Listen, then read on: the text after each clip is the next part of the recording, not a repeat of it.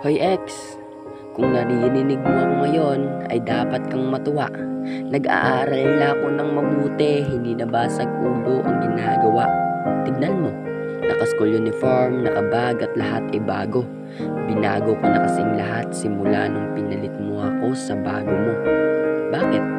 Ginawa ko naman ang lahat ng iyong assignment. Kung kailangan mo ako sa math, aralpan, Filipino, kahit anong subject, ako'y palaging present.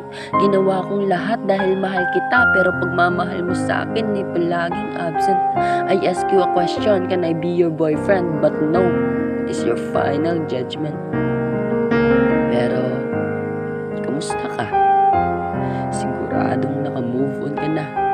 Mabuti, kasi ako, nagpapagaling pa. Parang libro sa aking isipan ng hapdi ng nakaraan, tumatak na sa bawat pahina. Yung sakit mong ipinadanas at hindi nawala, ginamitan ko lang ng correction tape, tinakpan ko gamit ang peking masayang muka. Pero okay lang, kahit puso ko'y may sugat pa, meron naman akong karayong at sinulid, tatahiin ko lang ito ng pansamantala. Hindi ko na kailangan siguro tawagan pang ambulansya. Dahil kahit ilang beses na pagre-revive sa relasyon nating dalawa, hindi na ito mabubuhay kasi pagmamahal mo sa akin patay na.